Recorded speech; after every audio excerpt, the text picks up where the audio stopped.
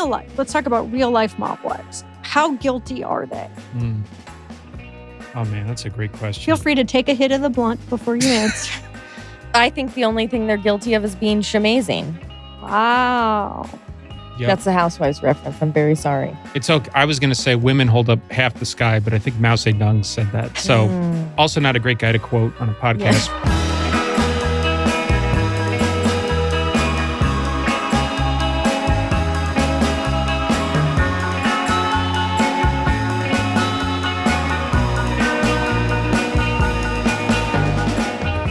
Hi.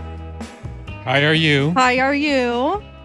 It's an inside joke, Rachel. Sorry. I listened to the show. Oh my God. Not so inside, huh? Wow. Wow. I'm feeling weird. I'm not in my usual chair because we have our first ever guest. Yes, we do. Okay. See, now I'm like handing it off to you. because you didn't need to do that. All right. Okay. Dan's in the cuck chair today, where he belongs. And the bitches are in charge. I don't care. We'll introduce our lovely guest in a bit, but I want to start this episode referencing another one. So diehard outfitters might remember. Yes, I made up a Is that what we're going with? I couldn't, what else could it be? I feel like I'm being an unsupportive male figure right now, which is fitting for today's episode. But exactly. Please continue. We recently told the story of Sammy the Bull. The underboss who ratted on his boss. Actually, the first underboss, the highest ranking official at that time to become a rat. Total rat. Ratted on John Gotti, sent him away, got off for 19 murders. 20, as Norm Macdonald said, 20 strikes and you're out. Yeah. Later went to jail for running an ecstasy ring with his family. As one does. Yeah. And this episode actually focuses on his daughter. Karen Gravano. Karen. We love Karen. And even better, cameras were rolling. That's what we're talking about today. The show Mob Wives and Mob Wives in general. So for this women-owned episode, I had to bring on a guest, another woman, another mob wife. This is the esteemed Rachel Fisher. Hello. Hi. Hi. So good to be here. Thanks for coming. Thanks for having me. Animal print. I'm glad we both opted for leopard. We did. It is a neutral. It is a neutral, and it's sort of a go-to. Mine had paint thrown on it by some annoying protesters.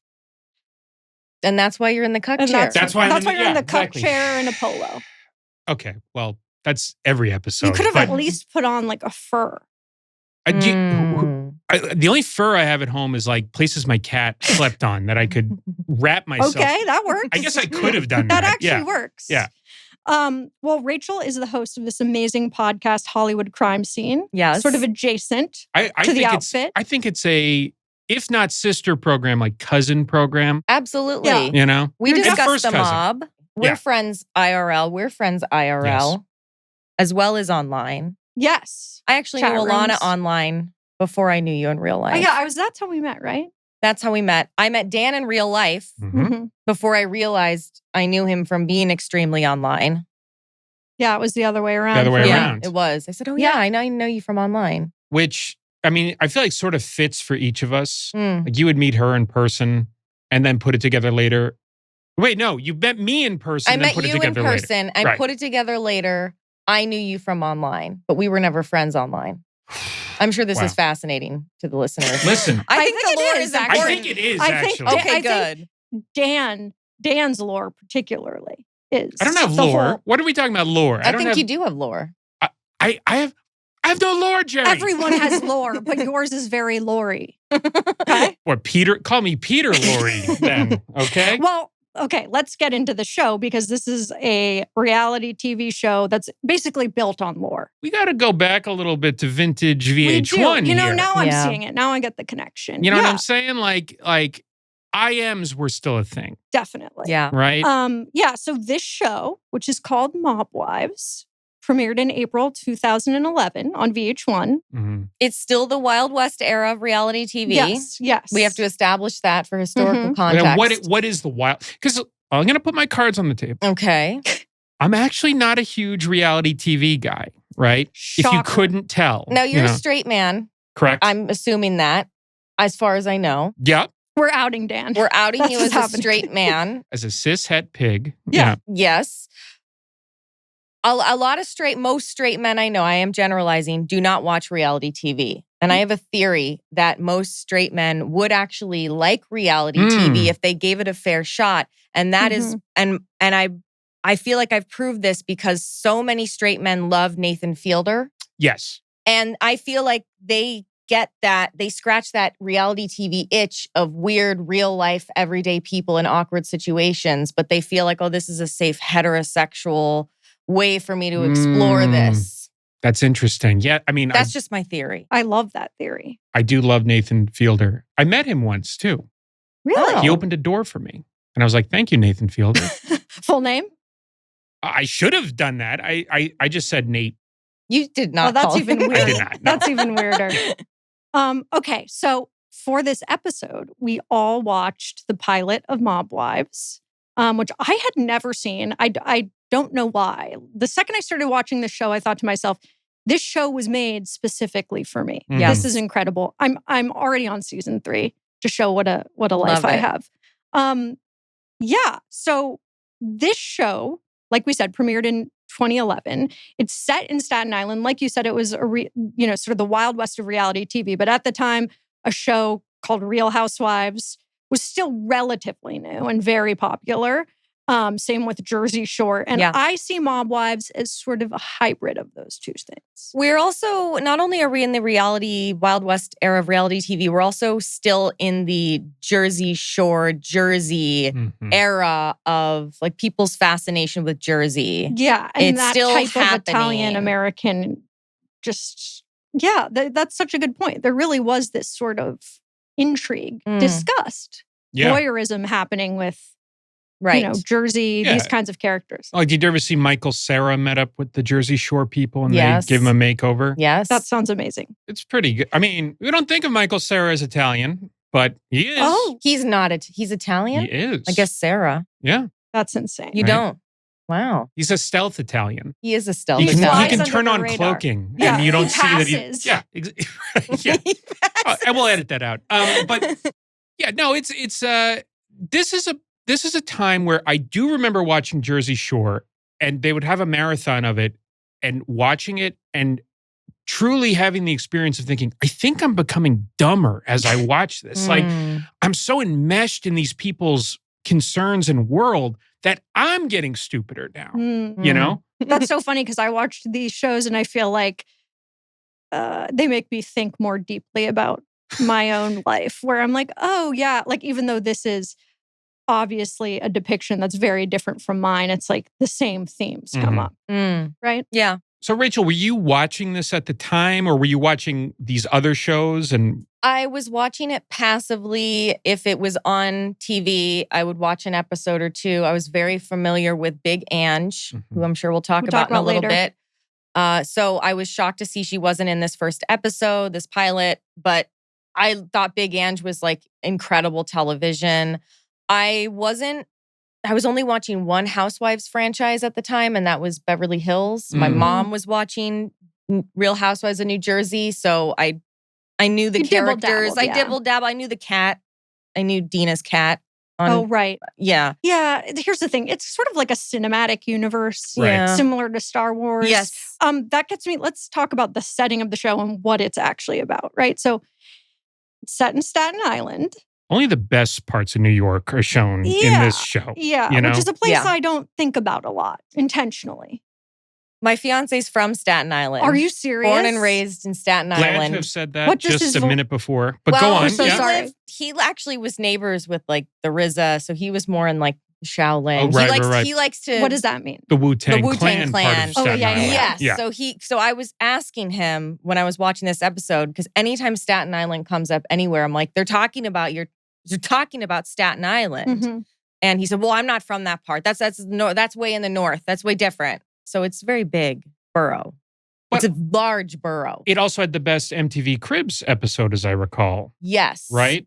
Where they visit, who was it? Was it Method Man? It was Method Man. They visit his house and the doorbell doesn't work and he's like making grilled. It's like awesome. It's a great episode. But Although, I will say that theme or something I've noticed about people from the tri-state area is they're obsessed with doing that. They're like, I'm from this part of New Jersey. It's 10 minutes from the city, not the other part. It's like, okay. Yeah. Yeah. No one else cares. No one cares. Yeah. We're from California. We're like, it's New Jersey. Yeah. Right? Yeah. It's all New Jersey. Yeah. Exactly. I'm like, they're judging you no matter where. The cultural differences you're pointing out, no one else can tell. Yeah. So they're in Staten Island. And okay, the premise is there's these women who I guess technically are in their 30s and 40s. Although let me just say. Yeah, I had some questions on that. They are ancient. They, in the sense that they have so much resentment, smoking constantly inside, probably all alcoholics. They are 5,000 years old. I mean, when I found out that some of them were 35, were younger than me. Okay, let me stop you right there. There's a moment where there's a birthday party in this first episode where the woman reveals it's her 35th birthday. There was not a camera trained on me, but I looked at the camera like, I started punching the air because I was like, wow, I still got it. She's 35. If she's 35, I'm 25. Let's add Which I am, by the way. Mm-hmm. That's correct. And I'm 13 years old. I'm 28. Yeah. Exactly. Yeah, I mean, Teresa Giudice from Real Housewives Real of New Housewives Jersey. of New Jersey.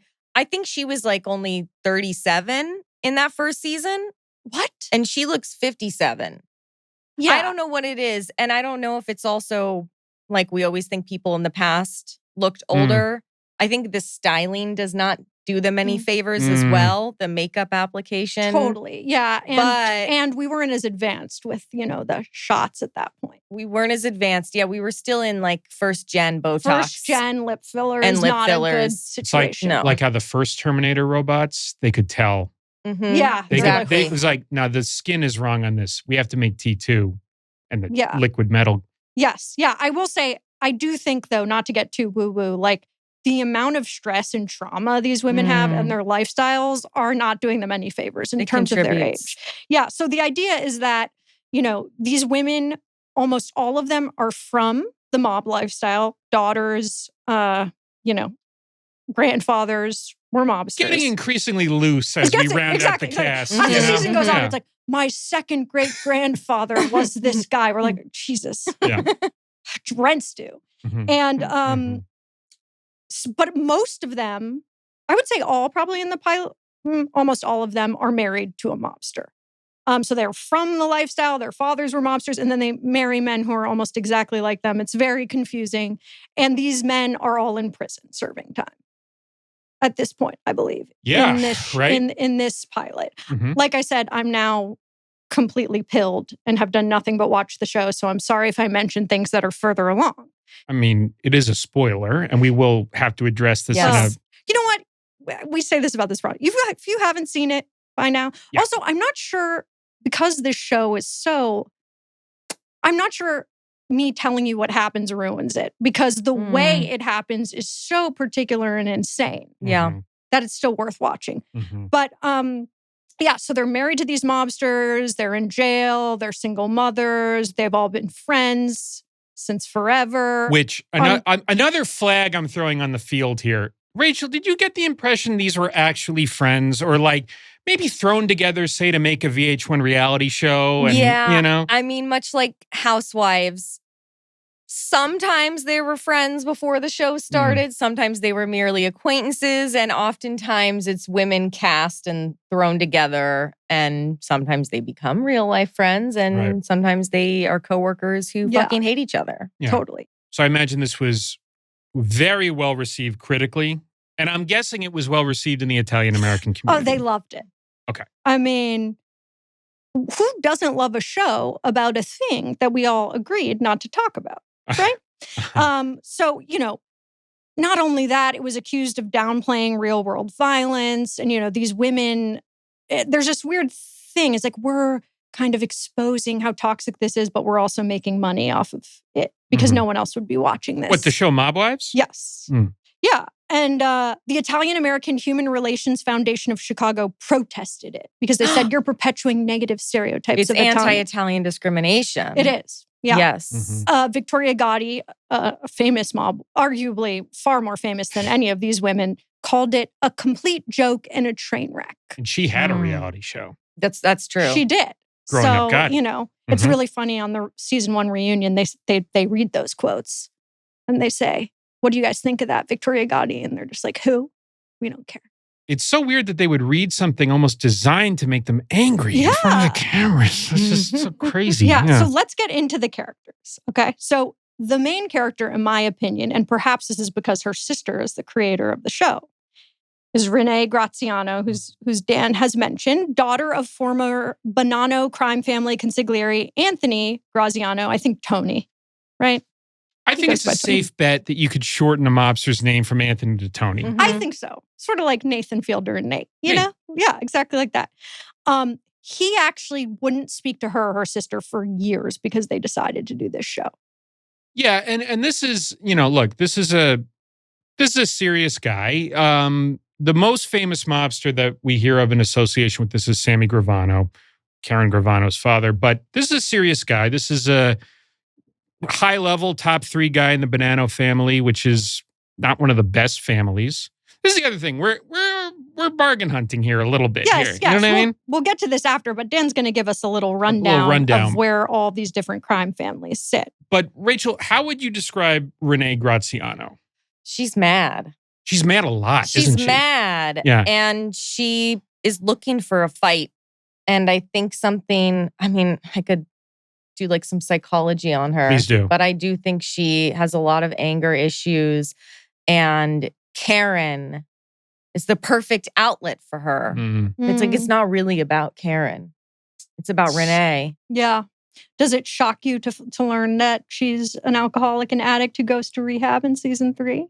Because it did not shock me. Well, as Christopher Moltisanti says, there's no chemical solution to a spiritual problem.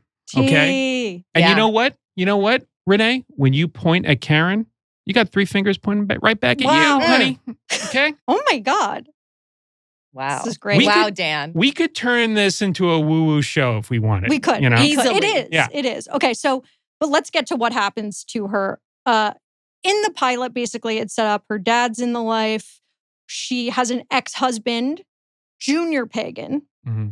I think it's Pagan. Pagan. Oh, I'm sorry. Pagan. I'm sorry. I like Pagan. I like Pagan better. Junior Pagan. I mean, especially because of what happened. That sounds more like a biker gang guy. Yeah. Yeah. Junior Pagan, who worked for her father, was very close to her father, in and out of jail. And what happens later, which I have to bring up, this is not a spoiler, but essentially, Junior, they have this toxic, abusive 20-year dynamic, off and on. He comes back, tells her he wants to be with her in the 6 months before he goes to prison. And during that time is wearing a wire. He goes to prison, rats on her father, and puts him in jail on the same day. Okay? I'm turned into the bottle too. That's the guy she's stooping. Yeah, her ex-husband. Her ex-husband rats on her father. Is he ex at this point? He's ex, but they're getting back together. They're breaking up. I think the point is that is probably like one of the ultimate acts of betrayal. Yes. It's pretty amazing. That is, wow.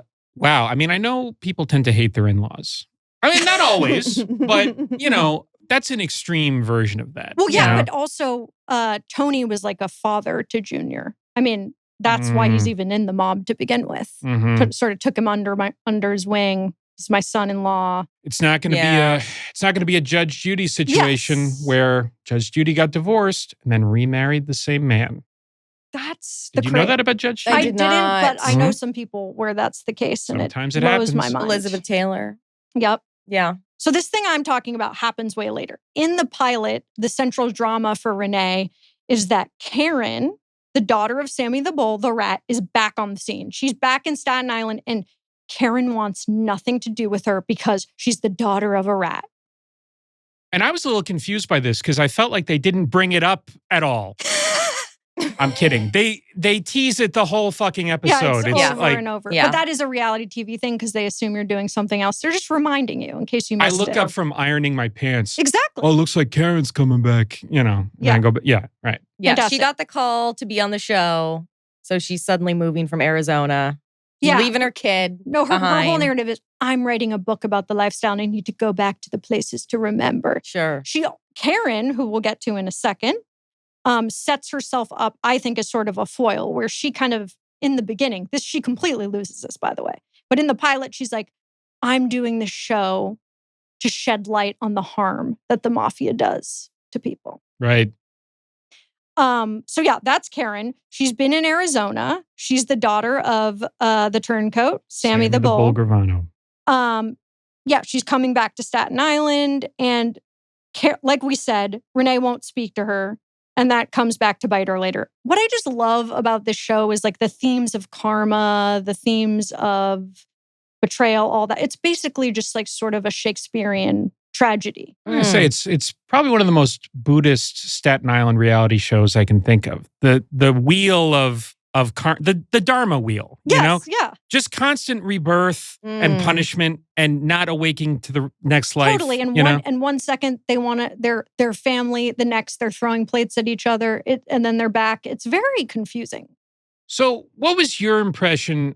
So obviously they have to construct these phony narratives, right? How do you, like, you're a reality show expert, Rachel. How do you build a phony narrative that's total horseshit like they have in here, just to give some scaffolding to really what's a series of fights in public? The phony narrative being that Karen is moving from Arizona. She just has to expose the mob. To expose the mob. Like I said, she got the call, or she knew she heard there was a casting notice, and she's like, of course. And they're like, okay, well, this is your storyline. This is what's driving you.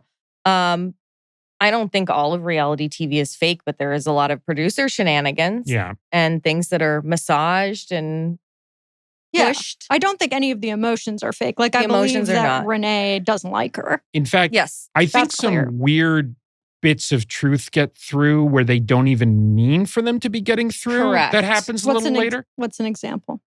I think, well, let's get into it with Drita, because that's where it starts to get real to me. Drita. I like Drita. Drita's my favorite character. I think Drita is a girl's girl, whereas Renee is not a girl's girl. That's so real. That's just the vibe I get. She seems like more one of the guys in the mob. You know what I mean? Like, she's loyal to her father. She's always talking about her father, right?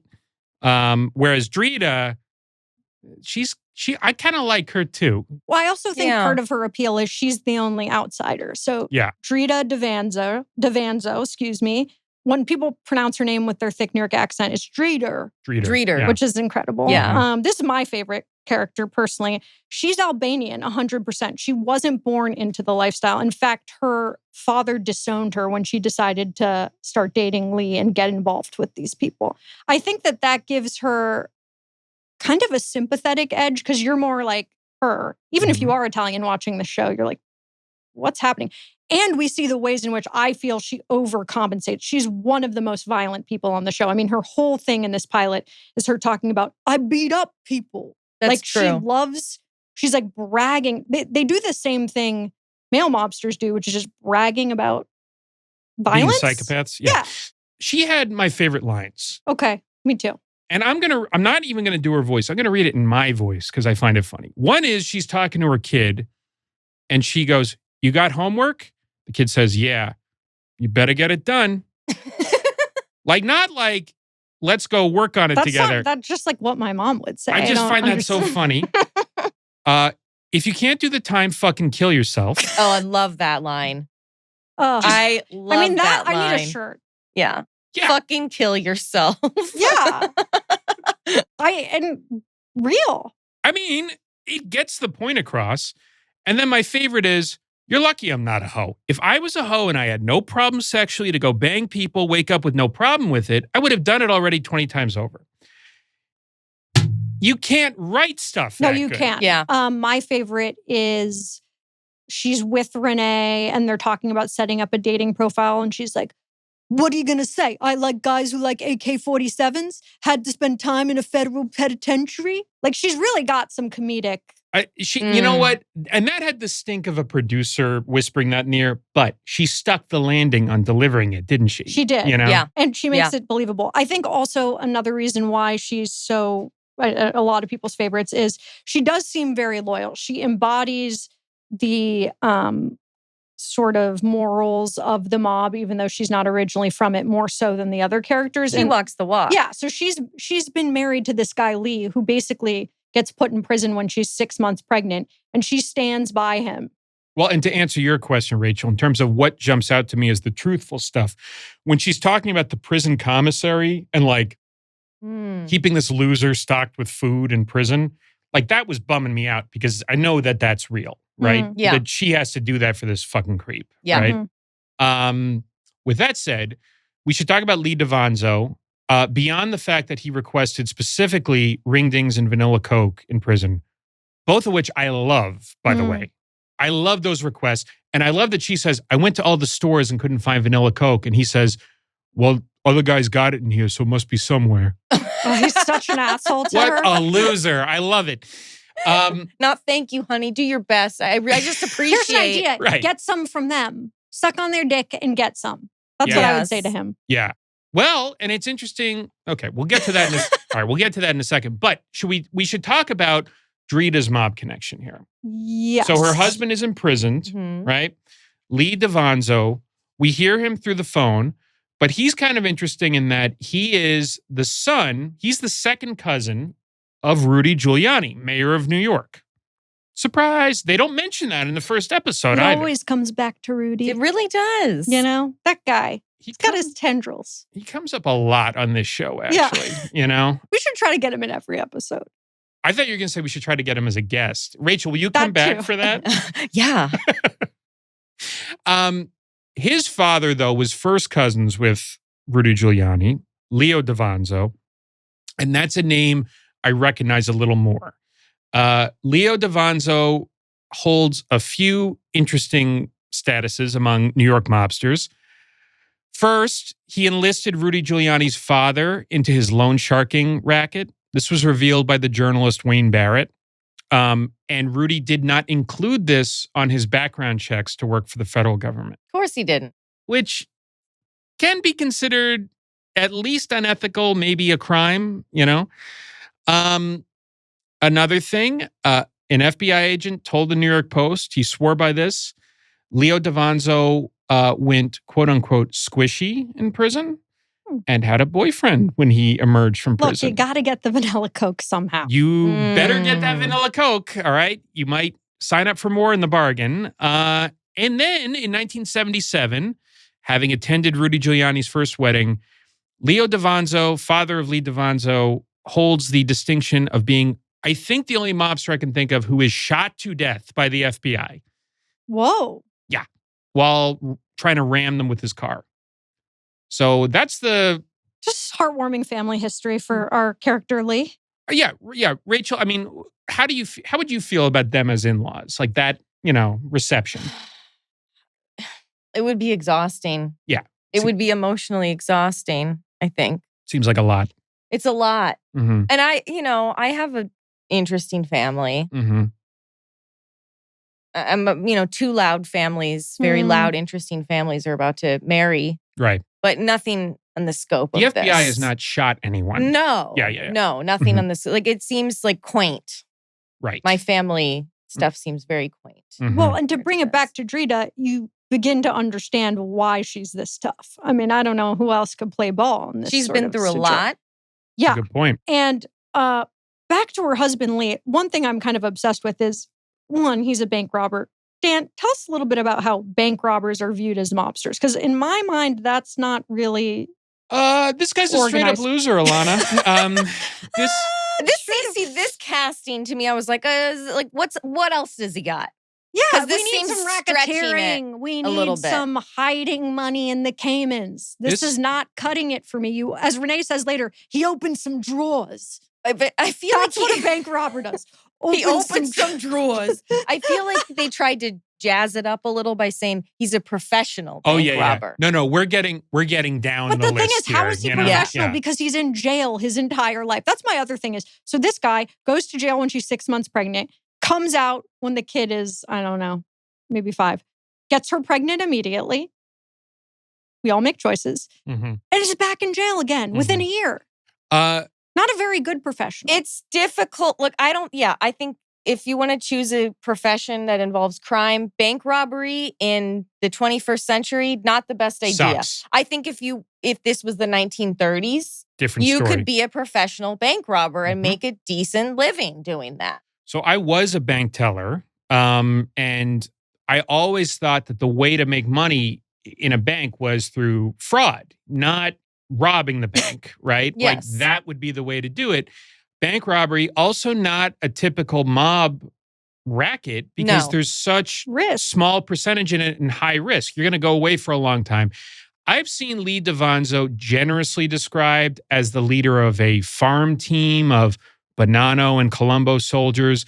That is really gilding the lily. This guy's a fucking loser who likes associating himself with wise guys, has a familial connection, and that's it. This guy is not anything. He had a Scarface poster on his dorm room wall, and he happens to be Italian. That's good enough for production. Yeah. That's right. We're good because the fourth one, we're going to get so far off the list, we're not even really talking about the mob anymore. No, totally. So that brings us to our last character. And as we've kind of gone on, the mob ties get looser and looser, I feel.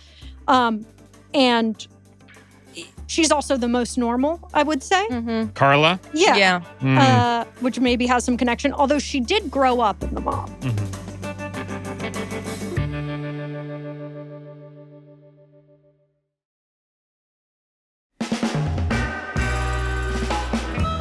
She is married to a guy named Joey Ferragamo. Which... Great name. I mean, sounds like I made it up. Yeah. Let's say a guy named Joey Ferragamo. Yeah, and he's in jail for white-collar crime that he actually did long before they even had children. At this point, they have 2 kids who are maybe around kindergarten age. The boy is terrifying to me, but we'll talk about that later. Not surprising when you're kind of in this scene. So he's in jail, but they seem to have... The other characters, let's just say this. I mean, Drita is like screaming with Lee on the phone, throwing the phone across the room, finding out he cheated on her with a girl who works at a salon. Like, it's a nightmare. Joey and Carla actually seem to have a pretty nice friendship. And that's, I think, because they're no longer together. Carla dumped his ass, I believe, before he went to prison because he stayed out all night, cheated on her a bunch. That seems to be just like something that's kind of just accepted if you're married to these guys. But Carla was like, no, I'm not into it. She went to Al-Anon. She did. Then she's not taking it anymore. No. In fact, she has a new boyfriend. That's not revealed yet. She's also sort of she's the best looking one. Yes. Classiest is not the right word. She's the classiest of all these broads. She really is. Which is not hard to do. It's like we see her shopping at one point, and it looks a little bit like a Russian oligarch's girlfriend, like just shopping around. It's very mob wife aesthetic. It's not. She's the one that feels the closest to the pop culture depiction, which we'll get to. I would say so. Yes. Okay, so going back to the different crime families we've mentioned, we've talked a lot about Gambino. There's a lot of Bonanno. Is that how you say it, Dan? Yeah, Bonanno. In this show, also Staten Island, which, I think Long Island, I think New Jersey. Dan, can you give us a rundown on these different families? The 5 families? The 5 families, Finally baby. asked. It's taken this long for you to get to do this. Here's your TikTok clip. Okay, here we go. 2 minutes. New York. No. 1 minute. Let's go. All right. How are you going to do it in 1 minute? 2, 1, go. Okay. Gambino family, New York Yankees, classic Coke. Carlo Gambino, leadership of it. Lucky Luciano. We're talking, A1 steak sauce. Okay.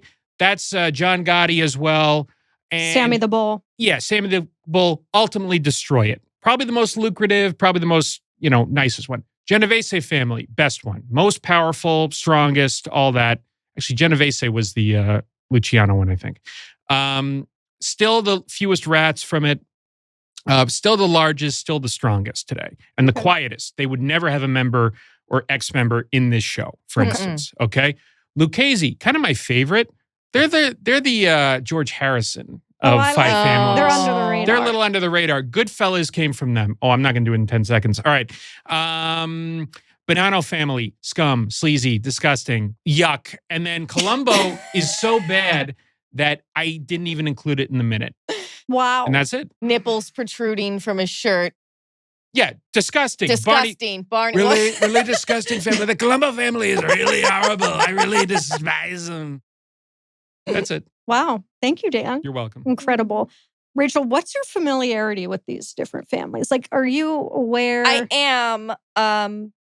Movies, obviously, and whatever, but we did a 4-part series on Bugsy Siegel a couple years ago. One of my favorite series that we've done on the show. Yeah. And it was my episode. So I read it. I read a couple books. There was a lot of historical research to do. The thing about our show is that we read so many books for our show and we write so many episodes that sometimes our brains are a little bit like a sieve, and it just like once that episode series is done, the information is like, wait, what was it? So it's like, yeah, Lucky Luciano and Bugsy Siegel, they were running together at the turn of the century and on the Lower East Side, and obviously Bugsy Siegel got killed because he fucked up. He was fucking up at the end there. Yeah, in Las Vegas. Listen to the episodes. That's a plug. Yeah, for that 4-part series. They're great episodes. And it reminds me that in many ways, Bugsy Siegel was like a reality TV star before reality TV. He wanted to be a mob influencer. Yeah, right. And he was overcome by the glitz and glamour of Hollywood. Right. We need an AI Bugsy Siegel making TikToks. I mean, he was the hottest. He's beautiful. Very handsome. He was the hottest of all the mobsters. And, had this sort of glamorous girlfriend, Virginia Hill, who was also kind of legitimately a mobster amongst them. And but she also wanted to be an influencer. Yeah.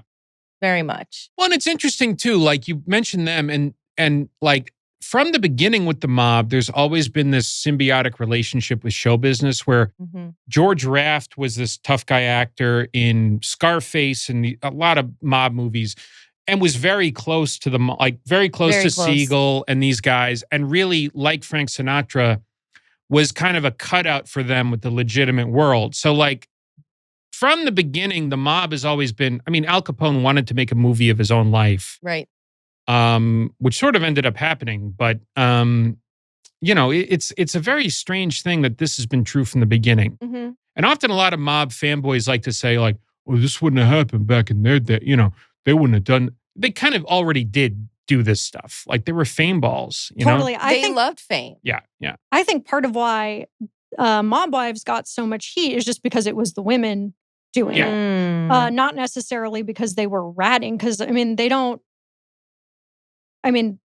admit their husbands did crimes that they're already in jail for.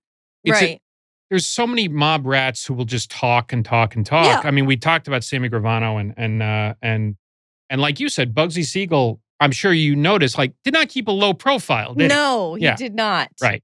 Yeah. Went very So, Hollywood. Dan, we have all of these women associating with each other from different crime families, and that kind of shocked me. I would assume they were very competitive and didn't mix. How true is that to real life? In my understanding, usually there's more cooperation than not between the families, right? Like, there have even been cases of guys going over to different families. I think Gravano did that, in fact. He switched families to join the Gambinos. So, look, at the end of the day, they're all about making money. And they're all mobsters. They're all more similar than not, So there's more cooperation than that. Culturally, they're all in the same boat, basically, That wasn't always the case. There used to be more differences depending on what part of Italy your family was from. And that sort of went away over time, Yeah. We're talking about 2011 here. They're just all Staten Island Italians. Yeah. So that brings us back to the show. And, part of why this show is happening at the time it's happening is the mob isn't really as powerful as it used to be. Yeah. In season 2, there's a huge bust that takes away over 100 members. One of them is Renee's ex-husband, which I mentioned earlier. And one of them says, that's it. It's really over now. Wow. Which says not only has it been kind of over before, but it's not going well. It's not nearly as powerful as it was. Can you talk a little about that? Yeah, as I'm sure you found when you were looking at Bugsy Siegel, right? Like, Bugsy Siegel was flying high back then, right? Yes. Like, that was the time you wanted to be in it, That right? was the golden age. Yeah. This is like... What era was that? 30s, 40s. he obviously flew way too close to the sun with the flamingo, with that disaster, Las Vegas. among other things. But yeah, he was killed in 47, 46. And that to me is like prime time. Yeah, if I could pick any time to be one of these guys, that's the time. That would be then. The post-war era, the economy was so good. Things were expanding. They were going into Las Vegas like that. Now, all right, starting in the 80s, they start getting the RICO prosecutions in order. Right. 87's the commission trial. The leadership of all 5 families go to prison. It's all Giuliani's fault. Yeah, basically. I mean, he certainly likes to claim credit for it. I mean, it's a little more complicated than that, but let's blame Giuliani. That's what I just said for the purpose of this show. Right. We have to bring him up. Yeah. Yeah. September 11th, but no, like he puts them away. He helps put them away. There's continuing RICO trials throughout the 90s, early 2000s. And, look, the mob is more resilient than people maybe think. I think some of them have done a pretty good job staying under the radar, but it's clearly a shadow of itself. Right. Yeah. So even though that's true, the time that this show is, airing and filmed, something that struck me was how the themes that they explore are exactly the same. Kind of no matter when you tell a mob story, we see these recurring themes. So as we said, the central drama is Karen and Renee not wanting to associate with the rat because of the central value of you never rat, you never switch. It's worse than killing someone, honestly. Family above all. They're stand by your man, no matter what he does. Money is kind of everything. I mean, that seems to be their sort of driving reason for even being in this lifestyle. Seems like the biggest value shared by everyone, right? Exactly. It's all they care about. Yeah.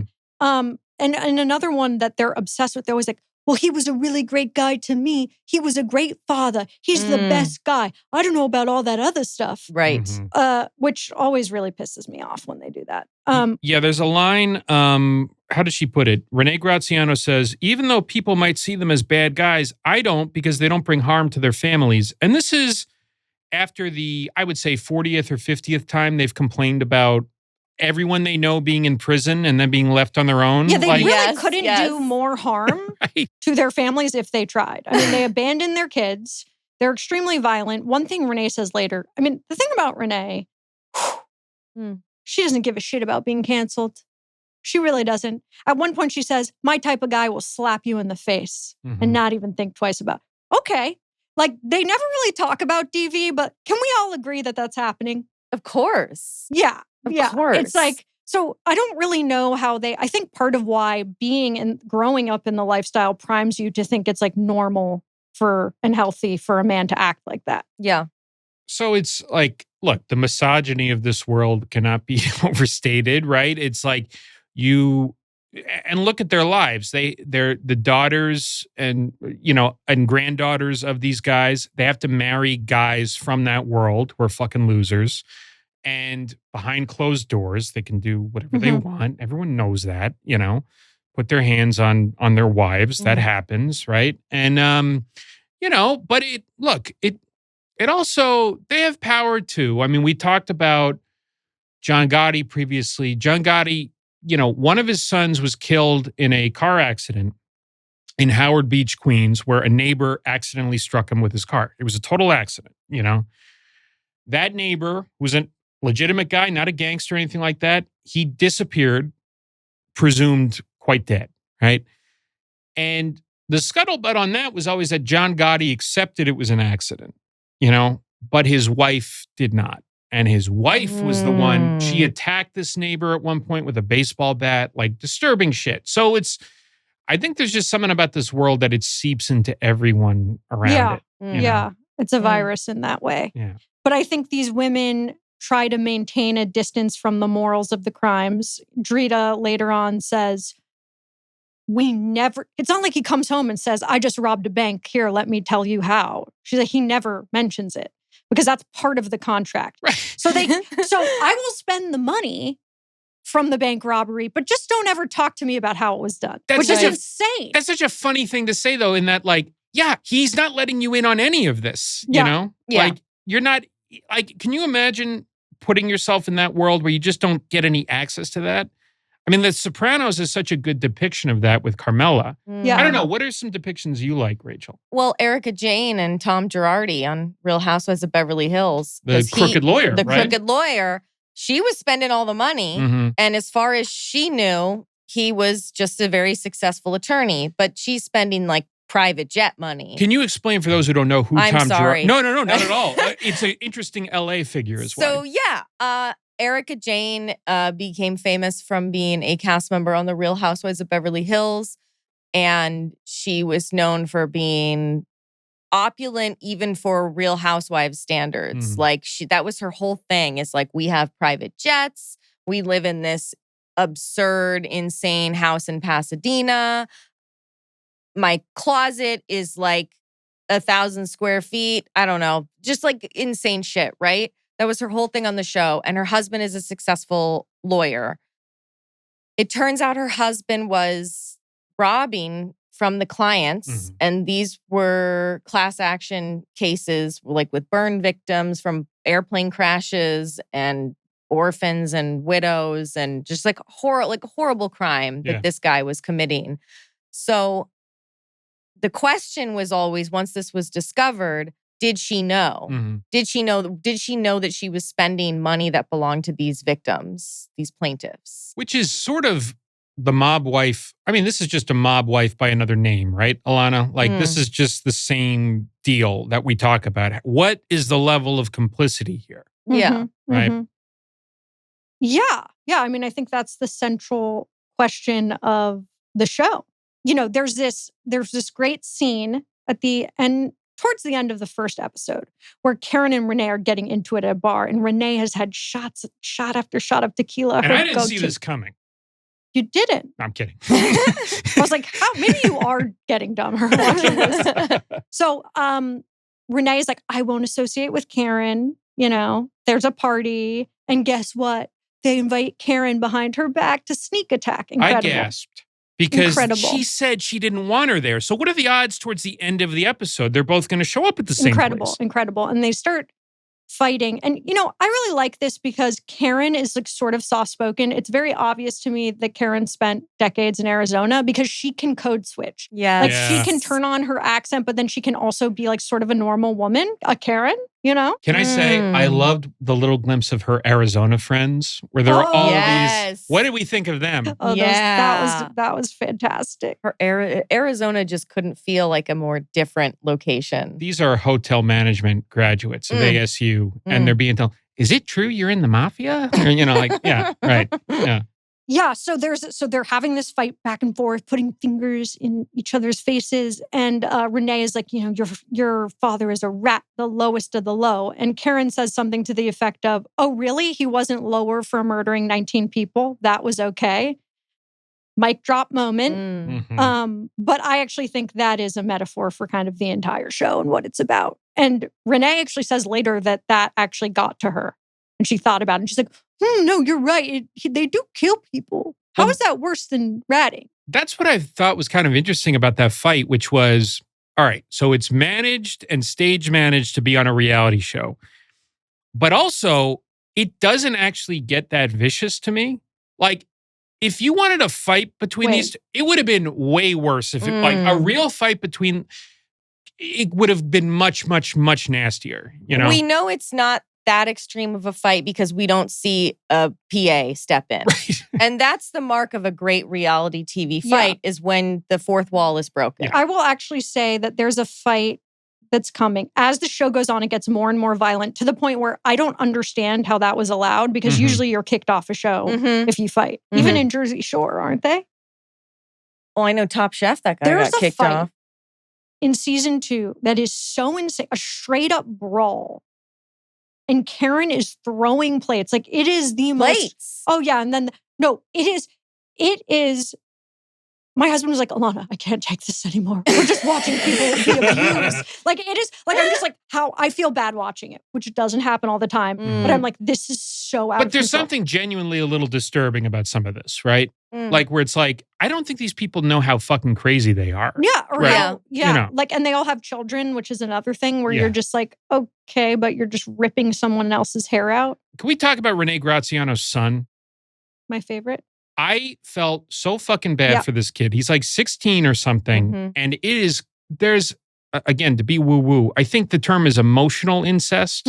Yeah, he's parentified. He's like the only sane person on the show. I feel so fucking bad for this kid because it's clear that she's looking to him as what she should be looking for in a husband or something like that. And he's a kid. And he has to be on this fucking show with his mother. Humiliating. And then later when his father betrays him, because his grandfather is like the only man that's in his life. Right. And then imagine this betrayal. His father goes back to jail and takes the one male figure he has with him. His grandfather. Yeah. And then the mother, that's when Renee starts really losing her mind, just drunk all the time, sobbing, crying, throwing things. And he's just like, everyone is like, you got to pull it together for AJ. And AJ is just like, I know my dad did a terrible thing, but he's my father. Please stop talking about him like that. Like very mature beyond his years. You know, there's a genre of books. There aren't many of them, but the ones that exist are very good, which are very literate, sensitive memoirs of mob kids. There are a few.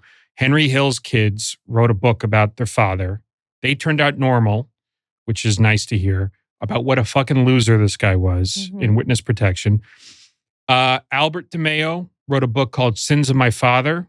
I think it's one of the best memoirs you can read about the mob, about his father, Roy DeMeo, who was a mass murderer, about their life. And it's like a horror movie, you know? Like, it's really interesting to see it from a less titillating point of view.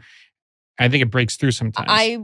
I just did an episode that was based on a book of the same subgenre that you're talking about. Billy Wilkerson, he was the founder of The Hollywood Reporter. He had a lot of mob ties. Right. His son wrote the book about his father, for which I used for the source for our episode. And that guy was a real piece of shit. And he is like completely makes no bones about his dad being a piece of shit. Also kind of a Red Scare guy, right? He basically started the Red Scare in Hollywood. Yeah. He was like a architect of that. So that toxicity, you know, I mean, it's interesting that we can have this show where it's kind of meant for titillation and all that, and it still breaks through even with all that stage management, right? That there's something dark and not really healthy dark. here. Yeah. Totally. Yeah. Well, an update on AJ. So AJ, something I do remember, I never really watched the show. I must have seen it, but AJ was a fan favorite. I mean, everyone loves this kid who's somehow like the only adult in the room. And it's very scary watching it. You're like, is he going to go into the lifestyle? Now, he did have a brush with some insurance fraud in his early 20s. But after that, never got in trouble again, is like a normal guy, 3 kids, living a normal life. Good Renee for him. comes to visit. Double thumbs up for AJ. Yeah. So, because the whole time you're watching it, you're like, how is this guy going to turn out? Mm. You have glasses, AJ. You can't do this. You cannot do this. this. Right? Yeah. Yeah. I mean, I think his mother is kind of the epitome of what we're talking about here, which I think is also another reason I love this show, is it just kind of blows the lid on the really glamorous depictions of mob wives we see. I mean, these are some of the roughest women I've ever had the pleasure of watching. I mean, the way they talk, they didn't seem to get, and in this way, it's kind of awesome, any of the feminine conditioning, like you should be gentle and kind and not swear and, you know, not throw plates. Like they kind of operate like men in a way that is sort of iconic. I want to show a picture right now of a character who's not in this first episode, but is a fan favorite. Even if you haven't watched this show, you've probably seen clips of this person, Big Ange, who comes in season 2. Has the raspiest voice because you'll never see her without a cigarette in her hand. And sadly, she did die of lung cancer a couple years ago. As did her dog that she's holding there. But I can't even do the voice. I mean, Dan. My name is Big Ange. Like that, right? Yeah. Yeah. Rachel, yes. I would love for you, and I'm showing Big Ange because Big Ange is sort of a slight exaggeration, and I say slight, of kind of what all of the women look and present. Yeah. How do you describe this beast of a woman? Big Ange is definitely the drag queen. Like, she's the drag version. Oh, that's a good, yeah. She's in drag. She's in mob wife drag. She's Rachel, got, okay, should I describe? Please Big do. Ange? Please describe. Is that a wig?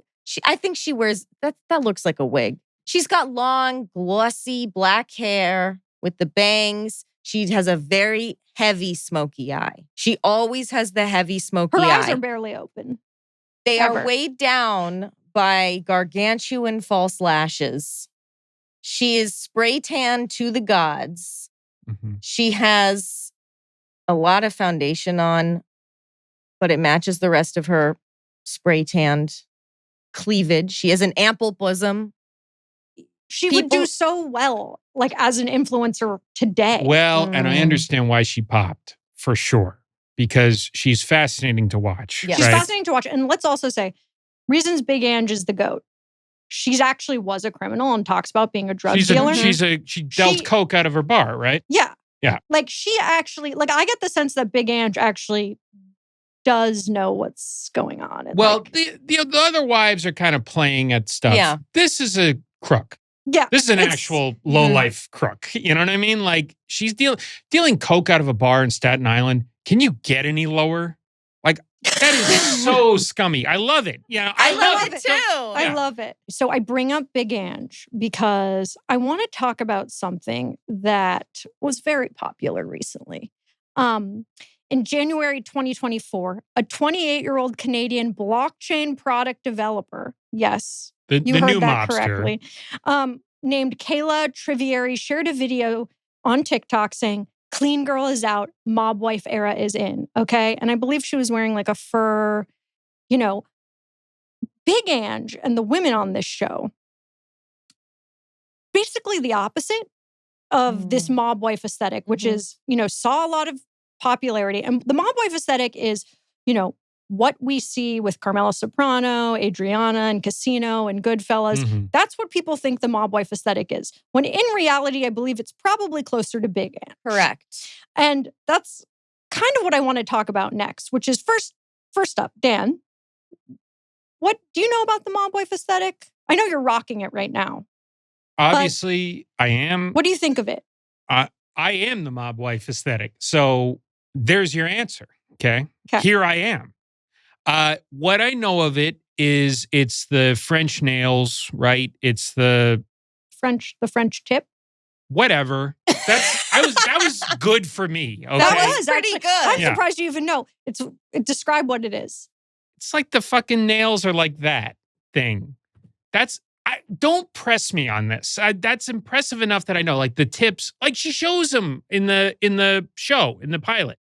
Square-tipped French nails. That's it, yeah. But the mob wife aesthetic that Alana was referring to, the one that popped off in January 2024 because of TikTok, I like where you were going with this. It is a very clean, kind of sanitized version and a stylish version, TikTokified version of what people think. Yeah. Like both of us now, we are wearing like a Silver Lake Echo Park version of mob wife aesthetic. Like, yes, we are referencing mob wives by wearing leopard and having some jewelry on, the nails, the jewelry. But we're not dressed like how these women dress in the show. No. I mean, and also look at the women on the first few seasons of Real Housewives of New Jersey. Mm-hmm. A lot of these pieces of clothing, they're not like fashion. They're not high fashion by any means. They may cost a lot of money, but it's not. Yeah, I was surprised. Me and my friend were like, why aren't they wearing gold? And I know silver was maybe more popular, but I was like... Can I give a theory on this? Yeah. They don't have as much money as they like to convey that they have. Definitely. Living beyond their means, right? For sure. And I think that that's part of it. And what I will say that I feel more knowledgeable about is the scene in Goodfellas where Karen Hill is newly married to Henry, and she's not from a mob background, right?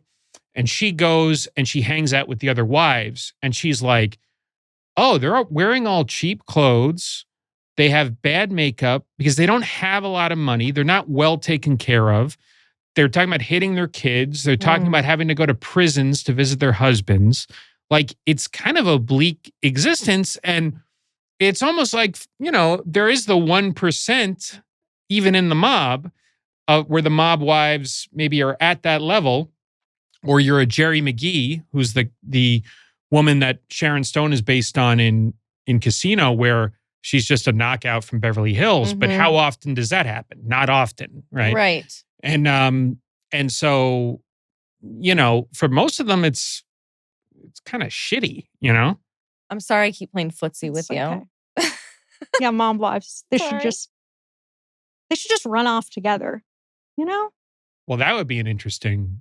I mean, maybe whichever Coen brother is making only movies about like lesbian noir heroes can make that the next one. No, that's an Alana. That's an Alana Levinson, Rachel Fisher joint. That really that's our movie. movie. We were meant to do that. Okay, we're gonna work on that. Okay. But yeah, no, I think what you're saying is so true. You know, it's an aesthetic, not just a visual. To me, something is an aesthetic because it's not just visual. It's how you smell. It's how you act. So I'm like, if you're going to call it the mob wife aesthetic, you need to be smoking a pack a day inside. You need to smell like disgusting, like when you walk into the Macy's perfume area. Yes. Drinking like a fish, swearing. Then that's the mob wife aesthetic. Yep. Rachel, I'm curious, do you have any favorite depictions of pop culture mob wives, which I would argue are way more similar to this clean girl mob wife that people love to. Yeah, I mean, I love Carmela. She's just such an interesting character as well. And I did always enjoy seeing like her wardrobe on that show. And I always loved the aesthetic of gigantic diamonds paired with a sweatsuit. Oh, so good. I love that. I love that. I love having a crush on your priest. Oh, well, I know. Maybe not that. But why not? I don't know if you guys probably didn't watch The Penguin. I did watch it. Well, Krista Milioti in that. That is one of the most fantastical, gorgeous mob wife aesthetics I've ever seen in my life. It's very like comic book kind of heightened sense of reality, but she is dressed in a very late 80s power bitch mob wife vibe. So I wonder, I think that oftentimes the pop culture depictions are maybe more sympathetic to the mob wives than they maybe should be, or definitely more sympathetic than this reality show. I mean, I do feel bad for them as I'm watching it because, you know, especially if they came up in the lifestyle, you know, they talk a lot about no normal man would actually date me, you know? Well, and they have to worry about the ex-husband now, right? Totally. But I'm curious what you both think in real life. Let's talk about real life mob wives. How guilty are they? Oh man, that's a great question. Feel free to take a hit of the blunt before you answer. I think the only thing they're guilty of is being shamazing. Wow.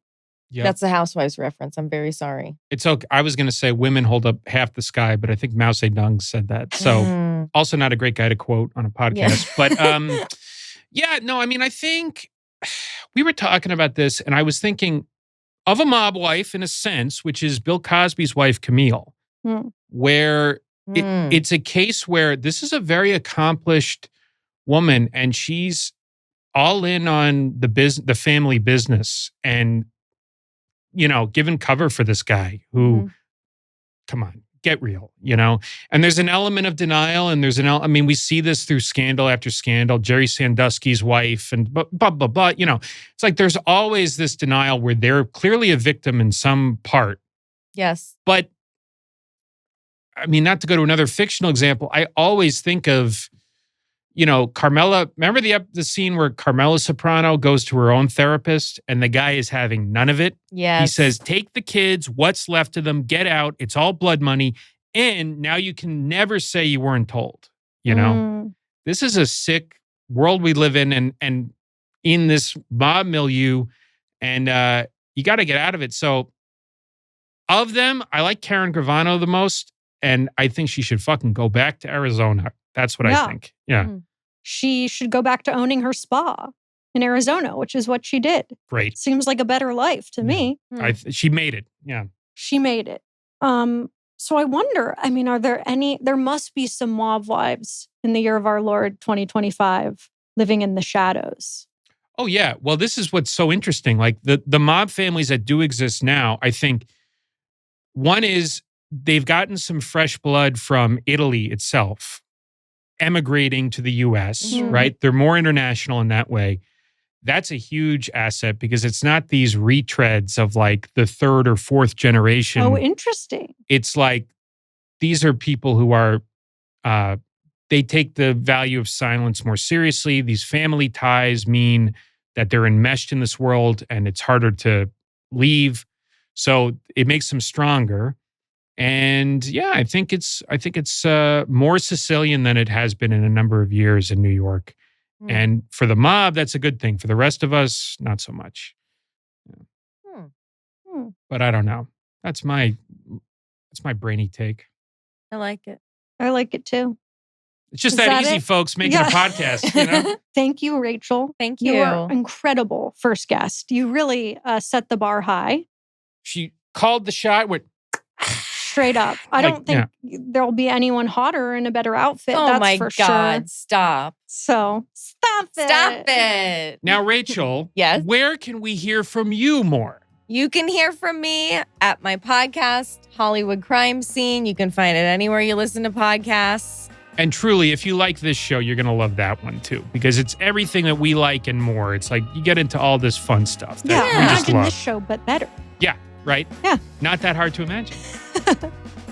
Well, thank you. Thank you, guys.